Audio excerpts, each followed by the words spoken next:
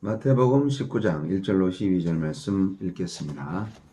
예수께서 이 말씀을 마치시고 갈릴리를 떠나 요단강 건너 유대 지경에 이르시니 큰 무리가 따르거늘 예수께서 거기서 그들의 병을 고치시더라.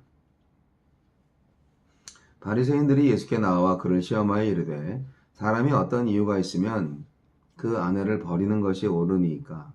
예수께서 대답하여 이르시되 사람을 지으신 이가 본래 그들을 남자와 여자로 지으시고 말씀하시기를 그러므로 사람이 그 부모를 떠나서 아내에게 합하여 그 둘이 한 몸이 될지니라 하신 것을 읽지 못하였느냐.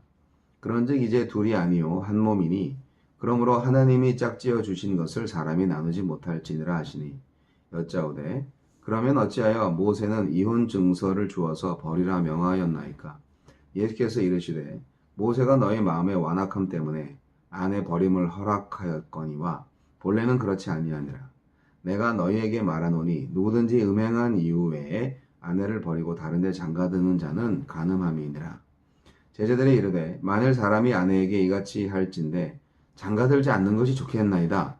예수께서 이르시되 사람마다 이 말을 받지 못하고 오직 타고난 자라야 할지니라. 어머니의 태로부터 된 고자도 있고 사람이 만든 고자도 있고 천국을 위하여 스스로 된 고자도 있도다. 이 말을 받을 만한 자는 받을지어다.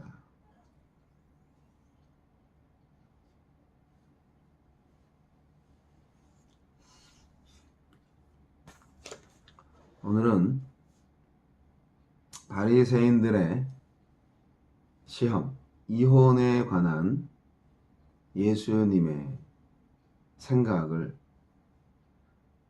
물어보고 그 대답을 책 잡으려는 음모적 질문, 그 질문을 통한 결혼의, 이혼의 진정한 의미와 실천의 기준, 바로 그 교훈이 되겠습니다. 하나님의 의도와 허용이라는 제목을 매일 성경은 써놓고 있는데 특별히 결혼과 이혼에 관한 교훈이지만 이 교훈이 그 당시 예수님 시대에도 상당히 논란이 있었던 것 같습니다.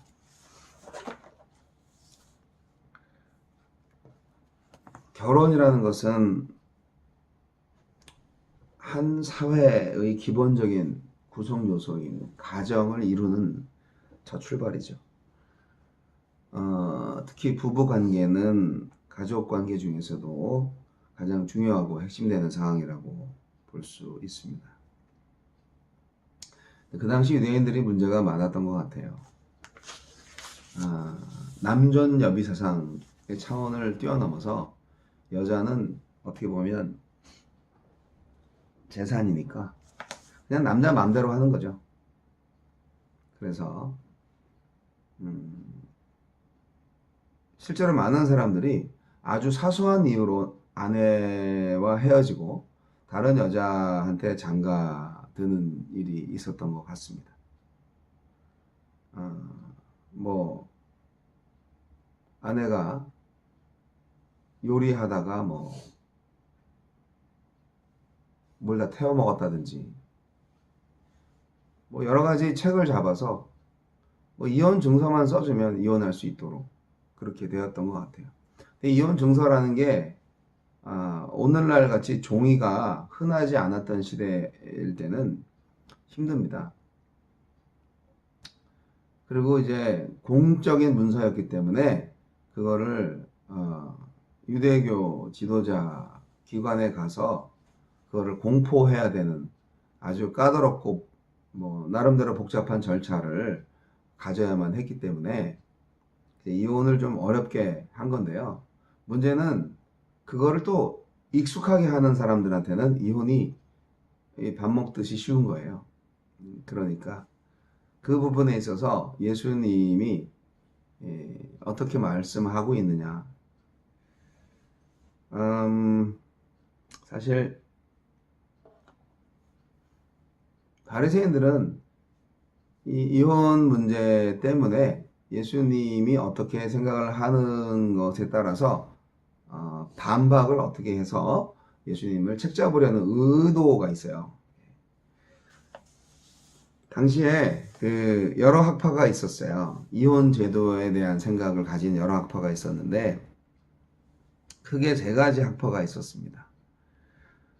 첫째로 엄격한 금욕주의를 주장하는 SNF파, 독신주의를 주장했어요. 그리고 샴마이파, 샴마이파는 오직 간음죄만 이혼 사유로 인정했습니다. 예수님의 견해가 여기에 좀 가깝죠.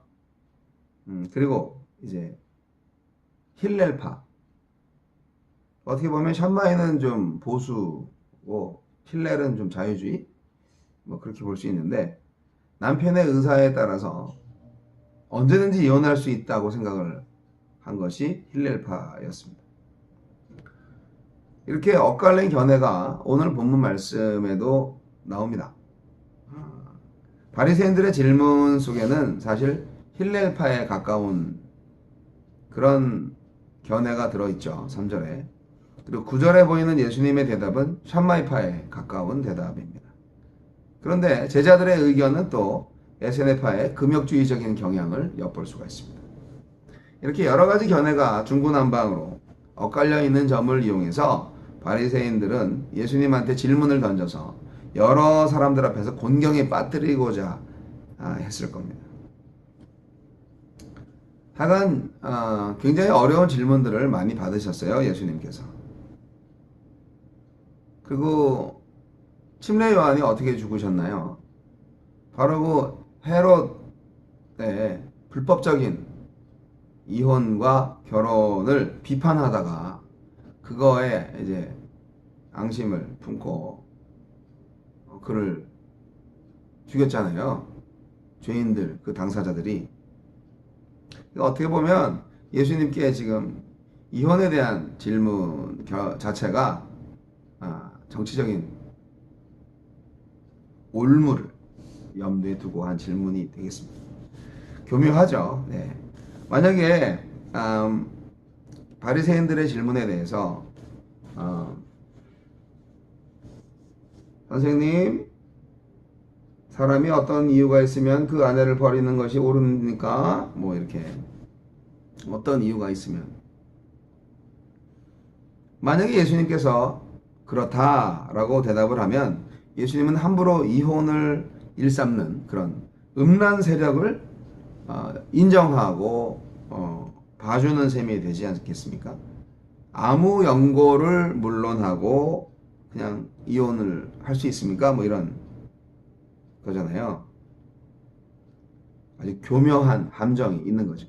근데 여기 대답에 대해서 안 된다, 아니다 라고 하면 또 바리새인들은 아니 신명기 24장 1절에 이혼을 허락한 일도 있지 않습니까? 또 그 말씀을 들고 나오려고 했죠. 모순이다 이거죠. 아니 뭐 모세가 이혼 증서를 써주라고 했는데 그럼 이혼할 수 있다고 했는데 이혼하지 말라 그러면 모세 율법 먹이는 거 아니냐 이렇게 얘기하려고 했던 겁니다. 그러한 간교한 그들의 마음을 예수님이 몰랐을 리가 없죠. 예수님인데. 그래서 예수님은 이 질문에 대해서 그렇다 또는 아니다 라는 직접적인 대답을 의도적으로 미룹니다. 보류시킵니다. 그리고 결혼에 대한 원칙론적인 의의를 설명하십니다. 그래서 그 원칙론적인 설명의 답변을 통해서 질문자들로 하여금 스스로 판단하게 하는 거죠. 사실 결혼이라는 것은, 결혼의 원리는 복잡한 여러 이론에 따라서 설명될 수 있는 게 아니고 사실 그 이상의 것이지 않겠습니까? 정말 하느님의 창조 질서와 그 섭리에 의해 마련된 신성한 것이 바로 결혼이 아니겠습니까? 그러니까 원래 이혼을 하면 안 되는 거예요. 결혼을 할 때 참 잘하셔야죠. 예. 근데 이제 우리 인간들이 연약하고 완악해요. 그래서 동서고금을 막론하고 이혼은 참 다만 좀 방법상의 문제가 좀 있을 뿐이지 하여간 이혼을 많이 한 것 같아요. 우리가 결혼할 때 정말 하느님 앞에서 언약을 맺음으로써 이제 부부가 되지 않습니까?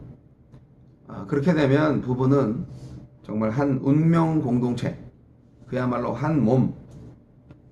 그래서 임의로 이혼을 생각하는 것은 안 되는 거죠. 신명기 24장 1절에 이혼을 허락하고 있기는 해요. 그런데 그 정신이 문제라는 거죠. 이혼을 정당화시키거나 합리화시키려고 모세가 그렇게 말씀하신 게 아니라는 거죠.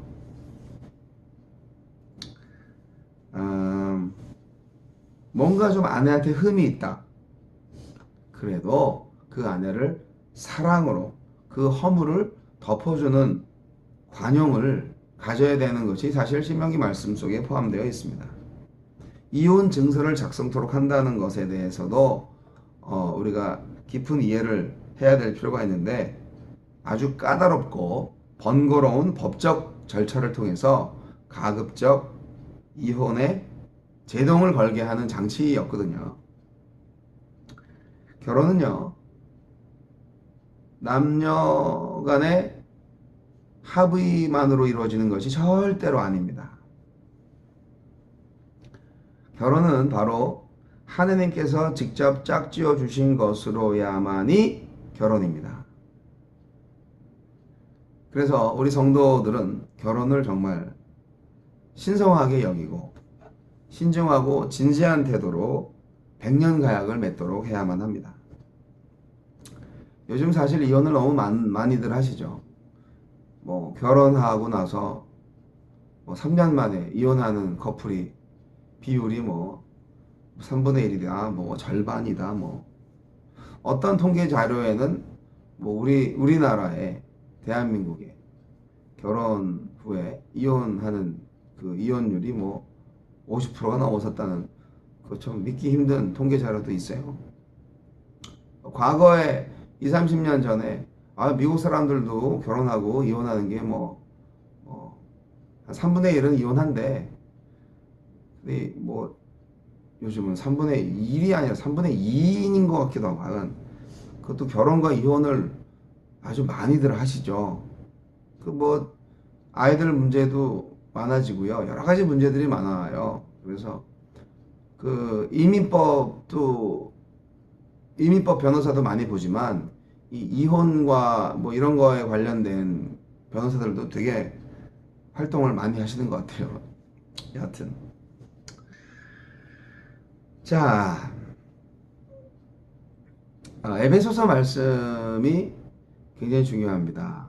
오늘 마태복음 19장에 나와 있는 예수님께서 비록 샴마이파에 가까운 대답을 하셨지만 그러나 에베소서 5장 22절로 23절 말씀과 같이 결혼한 신랑 신부는 예수님과 성도 간의 관계, 바로 언약 관계, 바로 그 언약 관계와 같은 관계다라는 것을 알아야만 합니다. 교회와 성도 간의 관계를 기억하시죠? 네. 예수님은 교회를 위해서 십자가 달려 죽으셨습니다. 남편이 아내를 그렇게 사랑해야 되는 거고요. 교회 머리 대신 예수님께 또 순종하고 서로 사랑하는 것이 필요합니다.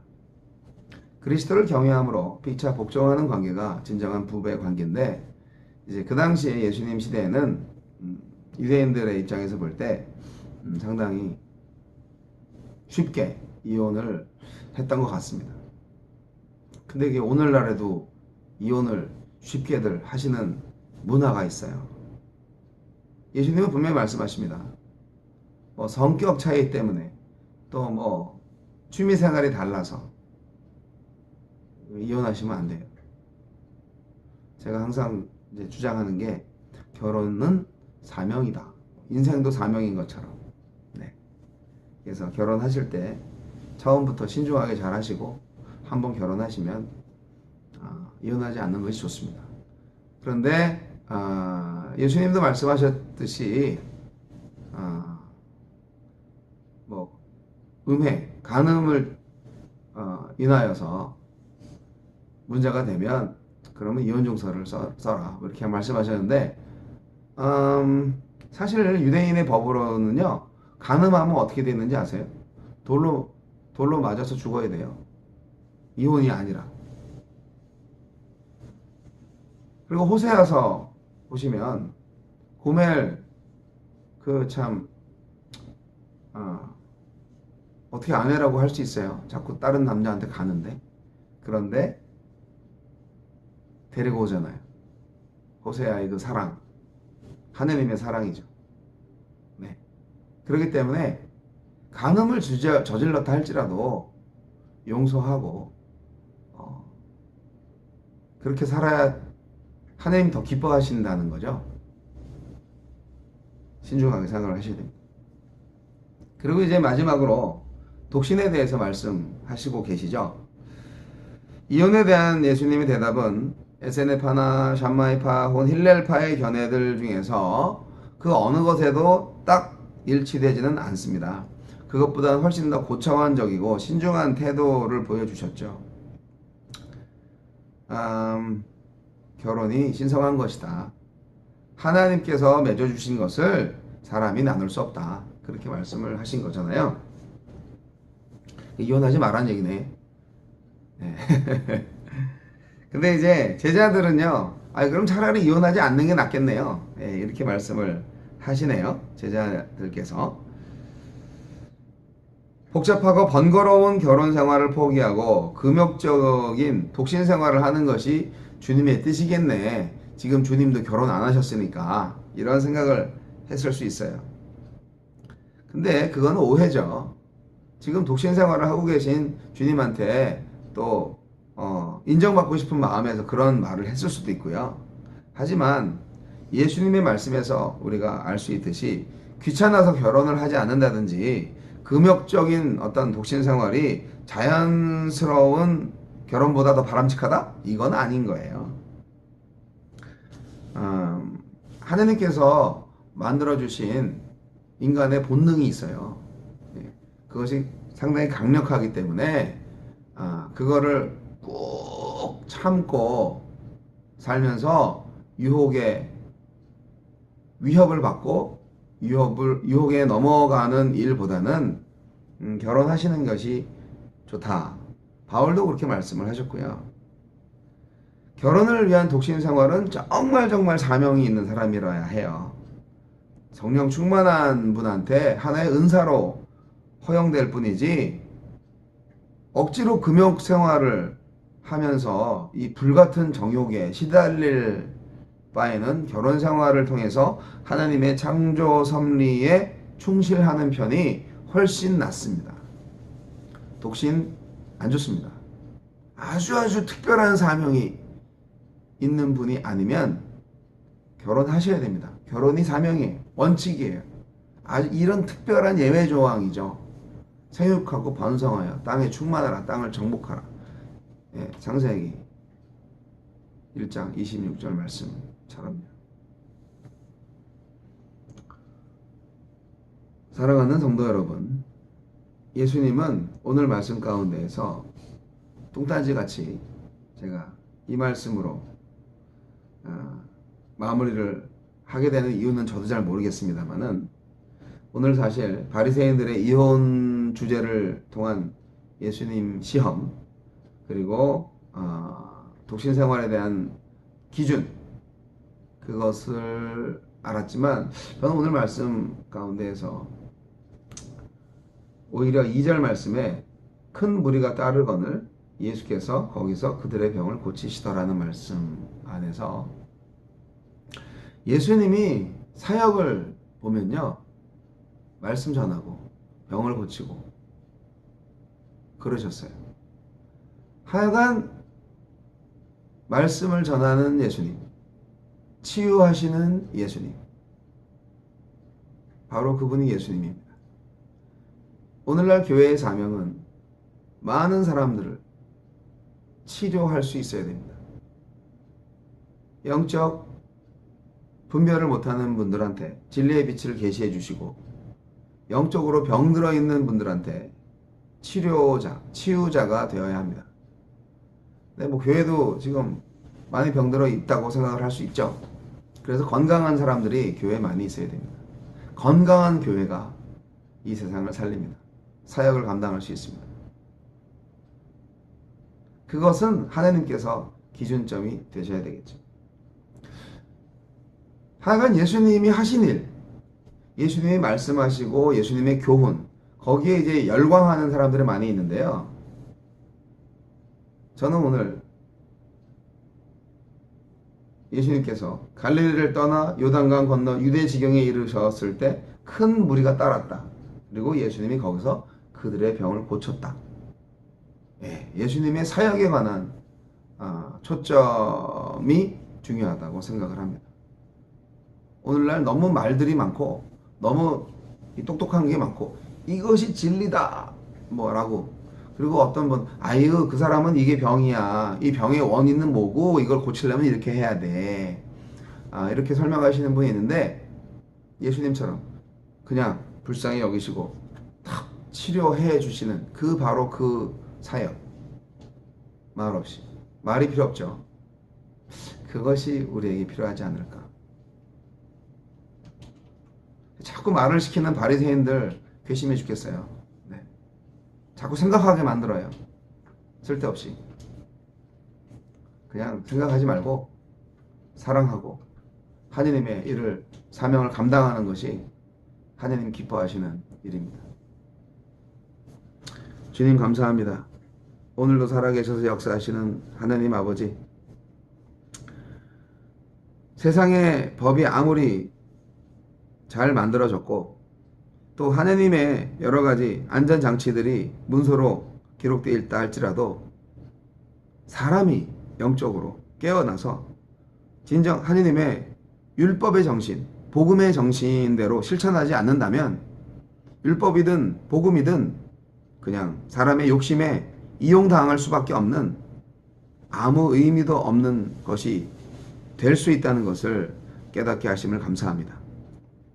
아무리 법과 제도가 훌륭해도 그것을 마음만 먹으면 자기에게 이롭게 활용할 수 있는 교만한 자들을 벌하시고, 진정 하느님의 마음에 가깝게 우리가 신성한 결혼을 잘 유지하고, 그런 가운데에서 진정 하느님의 사랑과 하느님의 그 진지하심, 그 마음을 우리도 갖게 하여 주옵소서.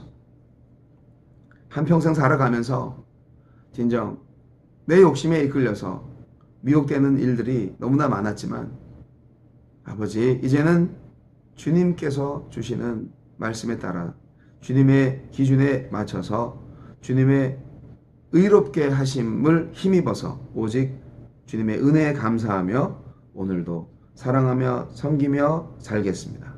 주님 인도하여 주시고 항상 성령 충만한 가운데에서 사명대로 살게 하여 주옵소서. 예수님 이름으로 기도합니다.